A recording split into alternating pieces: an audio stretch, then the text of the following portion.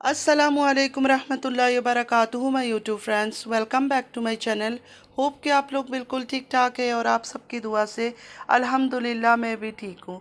और अल्लाह पाक से यही दुआ है कि आप लोग हमेशा सही सलामत रहे, खुश रहे अपने अपने घरों में, अपनी फैमिली के साथ। आमीन सुम्मा आमीन। नमाज़ पढ़ा कीजिएगा, नमाज हम पर फ़र्ज़ है।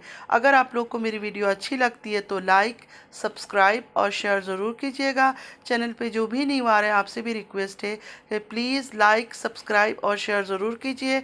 बेल आइकन को हिट करना मत भूलिएगा कि जब भी मैं कोई वीडियो अपलोड करूं आप लोगों को नोटिफिकेशन मिलता रहे। चलिए स्टार्ट करते हैं आज का रिएक्शन। सबसे पहले आज हम बात करेंगे डीडी के बारे में। डीडी ने फिर आज सलमा को वार्निंग दिया कि जब मेरी ज़िंदगी आपने सुकून से नहीं छोड़ा है तो मैं आपको कैसे सुकून से रहने दूंगा। कल से आप पर मेरा रिएक्शन स्टार्ट होगा।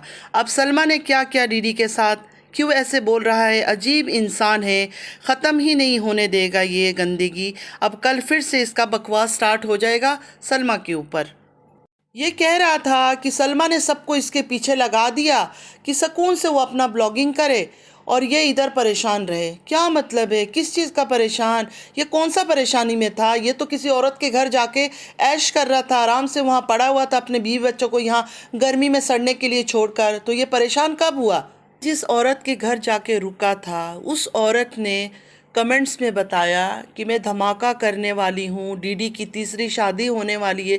सारी बातें तो उसने किया, तो ये उसको क्यों नहीं सवाल कर रहा है। उसको सवाल करे ना जाकर। ये सलमा के पीछे क्यों बातें कर रहा है कि मैं सलमा पर रिएक्शन दूंगा। तो सलमा अपना नॉर्मल ब्लॉगिंग कर रही है, ना रोने धोने के लिए आ रही है, ना कोई ऐसी बात कर रही है। रोना धोना किया था तो मैंने भी वीडियो बनाई थी कि हर टाइम पे रोना धोना नहीं अच्छा लगता है। तो अभी वो अपना नॉर्मल ब्लॉगिंग कर रही है, तो इसको क्या प्रॉब्लम आ रहा है, इसको किस चीज़ की तकलीफ आ रही है। कह रहे नहीं मैं फिर से रिएक्शन स्टार्ट करूंगा। किस चीज़ का रिएक्शन स्टार्ट करेगा। फजूल में ये लोग पीछे पड़ते हैं एक दूसरे का। देखिए ना, मैं फजूल कभी तारा के पीछे बातें करती हूँ, ना कभी मैंने सलमा के पीछे फजूल बात किया। कुछ चीज़ों में मुझे जब लगा था कि हाँ इस तरह बात है, मैंने क्लियर आके आप लोगों के सामने शेयर किया। अब मुझे ऐसा कुछ लग नहीं रहा है, मैं कुछ नहीं बोल रही हूँ। इन्होंने क्या बिजनेस बना लिया है कि कंट्रोवर्सी क्रिएट करना है और फिर यूट्यूब से डॉलर कमाना है। नॉर्मल ब्लॉगिंग करके भी तो पैसे कमा सकते हैं ना। इसका अपना भाई बाबर को देखे आप लोग, अपना कैफेटेरिया निकाल लिया है, थोड़ा बहुत अपना ब्लॉगिंग करता है, ख़त्म, किसी के लेने देने में नहीं आता है।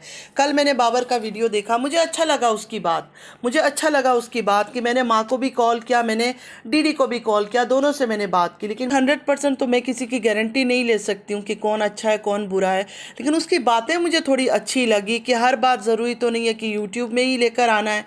और हकीकत में इसको हमने बहुत कम देखा है कि कंट्रोवर्सी क्रिएट करते हुए इसको कम देखा है। एक दफ़ा बस इसने वो ड्रामा किया था कि एसी में इसका हाथ कट हुआ था और इसने झूठ मतलब ड्रामा किया था कि मैंने हाथ कट किया। पता नहीं वो क्या स्टोरी थी, मुझसे अभी भूल गया है पुराना। लेकिन वो एक दफ़ा इसने ड्रामा किया था। बाकी थोड़े मोड़े चीज़ों में ये बोलता रहता है, वो इस वजह से कि इन लोगों का प्रेशर होता है, या तारा उसको कहती है या डीडी उसको कहता है कि तू भी कुछ बात कर, तब आकर बात करता है। वरना ये मैंने देखा है अवॉइड करता है कि इन चीज़ों से वो दूर रखे अपने आप को। तो दीदी से यही कहूँगी, जिस औरत को माँ ने आवारा बोल दिया था, इस वजह से तुम यूट्यूब में आकर पहले तो कलमा पढ़ के उसको बताया कि मेरी बहन है, उसके बाद अपनी माँ को जलील किया दुनिया के सामने। उस औरत से जाके सवाल करो, वो आपकी अपनी है ना, बहुत ही ज़्यादा करीब की है। मतलब नैना इनकी बहन है लेकिन नैना से इनका इतना क्लोजनेस नहीं है, लेकिन उस औरत से है क्योंकि वो मुँह बोली बहन है इनकी, वो बहन बनी है, बनी हुई बहन पर बहुत प्यार है। तो उसको जाकर पूछो कि कमेंट्स में उसने ऐसे बातें क्यों किया। मजाक में अगर वो बोलती है कि मजाक में किया, मजाक में इस तरह की बातें तो नहीं करता है। इस तरह घटिया बातें कौन करता है कि डीडी की तीसरी शादी होने वाली है, मैं धमाका करूँगी, ये करूँगी, वो करूँगी। तो जाकर उससे सवाल करो। जब वो जवाब दे दे फिर आकर यहाँ हमें बताओ। डीडी की वाइफ ने रिएक्शन क्यों दिया डीडी के ऊपर। उसको एहसास हो गया था, उसको फील हो रहा था कि डीडी गलत चक्कर में है, तब जाकर उस औरत ने रिएक्शन दिया। भले अभी उस बात को वो माने या ना माने, लेकिन उस टाइम पर उसको 100% यकीन हो गया था कि कुछ गड़बड़ चल रहा है।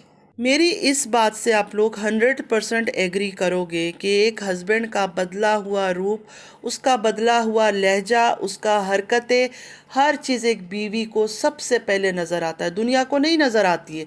दुनिया को लगता है सब कुछ नॉर्मल है, लेकिन वाइफ को फील हो जाता है कि कुछ ना कुछ चक्कर चल रहा है और गलत चक्कर चल रहा है। इसलिए डीडी की वाइफ ने वो रिएक्शन वीडियो बनाया था। डीडी के वाइफ ने जो रिएक्शन दिया था इसके ऊपर, वो किसी के कहने पर नहीं दिया था रिएक्शन, उसने खुद दिया था। उसको खुद फील हो रहा था कि डीडी किसी चक्कर में। और ऐसे ही होता है फ्रेंड्स, जब आदमी किसी और चक्कर में पड़ जाता है ना, तो अपने घर वालों को इग्नोर करना शुरू कर देता है, अपने बच्चों को इग्नोर करना शुरू कर देता है।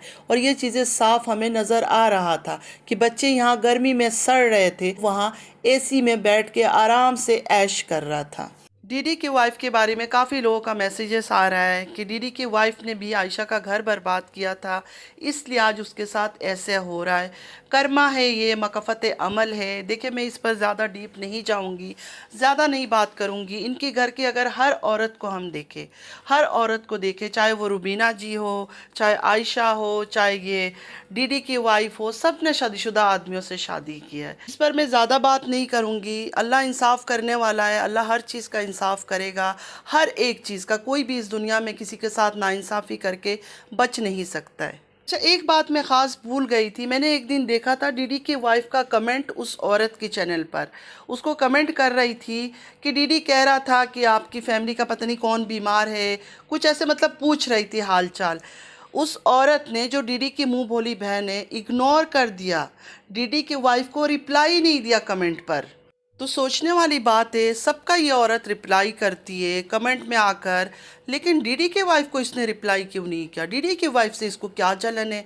डीडी को अपने घर पे बिठा के रख देती है, सोफे पे बिठा रही है, अपने रूम पे सुला रही है, लेकिन डीडी की वाइफ से वो कोई रिश्ता रखना नहीं चाहती है, बात तक नहीं करना चाहती।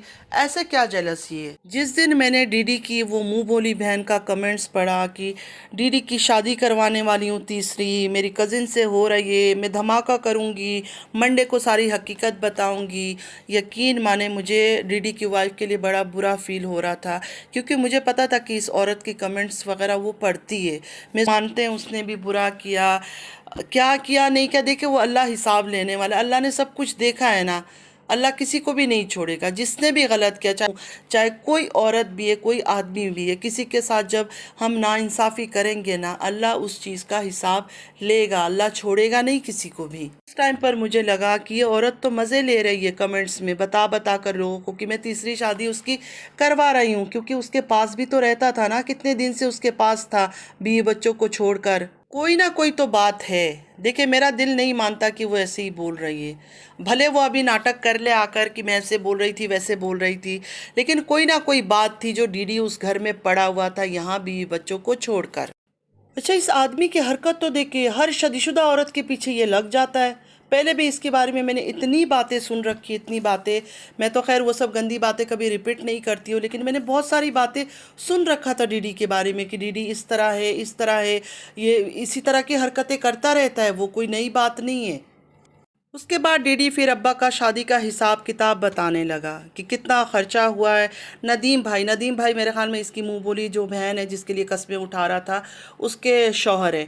उन्होंने कहा था सब्र कर लो, थोड़ा फ्री हो जाएगा, लेकिन फिर भी हमने ब्रोकर के ज़रिए शादी करवा लिया। ब्रोकर को भी पैसे देना पड़ा, तो 2 लाख पता नहीं 3 लाख कुछ तो बता रहा था कि इतने खर्चे हो गए। तो यहाँ आकर क्यों खर्चे बता रहे हो? यूट्यूब में खर्चा क्यों बता रहे हो? किसी ने बोला था बाप की शादी अर्जेंट कराओ, अभी अभी करा दो, अभी नहीं कराया तो कोई मसला खड़ा हो जाएगा, खुद करवाइए ना। घर वालों ने, ख़ानदान वालों ने, किसी ने बोला था या किसी डॉक्टर ने कहा था कि अर्जेंट शादी करवाओ, बीमार है तुम्हारे अब्बा, उनका इलाज सिर्फ शादी से ही हो सकता है, ऐसा किसी डॉक्टर ने एडवाइस दिया था? तो क्यों किया इतना जल्दी में शादी? और अभी क्यों यहाँ आके सुना रहे हो यूट्यूब वाले को या व्यूअर्स को? वो लोग क्या करें? अच्छा, एक बात और मैं भूल गई। डीडी का कहना था कि बहुत सारे रिश्ते हमने दिखाया, लेकिन अब्बू को ये पसंद आ गई।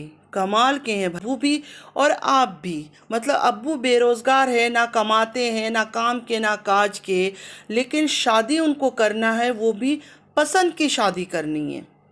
तो मेरा ये सवाल है, ब्रोकर के ज़रिए करवाया या किसी ज़रिए करवाया, अभी ये जो आपके अब्बू है, अब्बू को कौन पालेगा? ये जो औरत आप लेकर आए हो, अब मुझे नहीं पता कि सच में निकाह हुआ है नहीं हुआ है, लेकिन एक बात मैं कर रही हूँ कि ये जो औरत आप लेकर आए वो पालेगी आपके अब्बू को या आप लोग पालोगे, ये भी तो ज़रा बता दो। कॉन्ट्रैक्ट पर क्यों मैं कह रही हूँ आगे चलकर आप लोगों को बताऊँगी, गौर से सुनिएगा, मिस मत कीजिएगा। एंड में मैं बताऊंगी कि क्यों मैं कह रही हूँ कि ये शादी भी कॉन्ट्रैक्ट पर हुई है। एंड पे बताऊंगी, तो प्लीज़ स्किप मत कीजिएगा, पूरी बात को सुनिएगा, समझिएगा। सगी माँ जो रुबीना है आपकी, उनसे तो हमेशा लेते रहे हो, आपको शर्म आया? बिल्कुल नहीं आई है। मतलब वो बुढ़ी हो गई थी, दूसरों के घरों में नौकरानी का काम कर रही थी, काम कर कर के भी आप लोगों को देती थी। अच्छे खासे यूट्यूब से पैसे कमा रहे थे, लाखों में घर खरीद रहे थे, गाड़ियाँ खरीद रहे थे, लेकिन फिर भी उस बेचारी गरीब मिस्किन माँ से पैसे लेते थे। शर्म करो, शर्म करो। और आज यहाँ यूट्यूब में सर ऊंचा करके आकर बता रहे हो कि अब्बा का सेकंड मैरिज करवाया, ब्रोकर को भी पैसा दिया और इतने इतने खर्चा हुआ, और उस औरतों वालों की तरफ से डिमांड भी थी, हमें वो भी पूरा करना पड़ा। तो चलो, बड़े अच्छे बेटे हो आप, माँ की तो परवाह है नहीं आपको, लेकिन वालिद की दूसरी शादी आपने करवा दी, बड़े ही खर्चे शर्चे करवा के, मिठाई ले लिया, ये कर लिया, दुल्हन का जोड़ा वैसे लिया, लेकिन दुल्हन को पहना हुआ दिखाया नहीं। तो अगर थोड़ी भी गैरत है आपके अंदर, तो रुबीना जी ने अपने पैसे मांगे हैं। जो आपने गाड़ी ख़रीदा है, गाड़ी के लिए उन्होंने आपको पैसे दिए थे, वो पैसे उन्होंने मांगा है, उनको वो पैसा वापस करो। जहां सौतेली माँ के लिए इतने खर्चे कर सकते हो, ब्रोकर को पैसे दे सकते हो, सगी माँ अपना हक का पैसा मांग रही है, उसको दो। मैं कॉन्ट्रैक्ट मैरिज इसलिए कह रही थी, एक तरफ तो डीडी कहता है ब्रोकर को मैंने पैसा दे दिया, ये कर दिया, वो कर दिया। अब एक इतनी एजड आदमी की शादी हो रही है, कोई बच्ची तो नहीं लेकर आए होंगे ये लोग, ना किसी बच्ची को उठाकर इनके घर में दे दिया होगा, लेकिन फिर भी डीडी का कहना है, देखते हैं, थोड़ा सा डाउट है, कब तक चलेगा, इंशाल्लाह चलेगा। अच्छी मिल गई है हमें, लेकिन फिर भी थोड़ा सा डाउट है। मतलब ये थोड़ा सिग्नल देना हुआ, इशारा देना हुआ, ठीक है। तो इस वजह से मैंने कहा ये कॉन्ट्रैक्ट मैरिज है, क्योंकि ना हमने दुल्हन को देखा, ना दुल्हन की जोड़े में देखा, बस कुछ आदमी बैठे हुए थे, कबूल कबूल बात हो गई। बाकी अगर कोर्ट में भी शादी हुई है तो औरत भी तो कोर्ट में गई होगी, या सिर्फ मर्द को कोर्ट में लेकर जाना होता है? मुझे तो खैर कुछ सही पता नहीं, आप लोगों को अगर कुछ पता है तो ज़रूर कमेंट में बताइएगा। अगर उनकी ये शादी भी नहीं टिकी रुबीना जी के साथ, जो अभी इस वाइफ का नाम भी रुबीना है, मुझे तो 100% यकीन है कि इन्होंने खुद ही ये नाम रख दिया, कोई रुबीना बुबीना नाम नहीं होगा, ये इन्होंने खुद नाम रखा है जानबूझ के अपनी माँ को जलाने के लिए। तो ये शादी भी सक्सेसफुल नहीं हुआ तो यही सोचेंगे कि डीडी के वालिद के नसीब में बीवियाँ ही नहीं है, जो भी उनको मिलती है छोड़ के चली जाती है। बाइक में डीडी की वालिद को, मतलब डीडी की अब्बा को और डीडी की न्यू मम्मा को देखकर मुझे एक भूली बिसरी कहानी याद आ गई, जब कौसर और तारा के सो कॉल्ड हस्बैंड भी बाइक में बैठते थे। बिल्कुल इसी अंदाज में, इसी स्टाइल में वो लोग बैठा करते थे बाइक के ऊपर। तो फ्रेंड्स, आज के लिए बस इतना ही। आई होप कि आज का वीडियो आप लोग को अच्छा लगा होगा। अच्छा लगा है तो लाइक, सब्सक्राइब और शेयर ज़रूर कीजिएगा। चैनल पे जो भी नहीं आ रहा है, आपसे भी रिक्वेस्ट है कि प्लीज़ लाइक, सब्सक्राइब और शेयर ज़रूर कीजिए। बेल आइकन को हिट करना मत भूलिएगा कि जब भी मैं कोई वीडियो अपलोड करूँ आप लोगों को नोटिफिकेशन मिलता रहे। नमाज़ पढ़ा कीजिएगा, नमाज़ हम पर फ़र्ज़ है। चलती हूँ, दुआ में याद रखिएगा। ज़िंदगी रही फिर मुलाकात होगी। अल्लाह हाफिज़।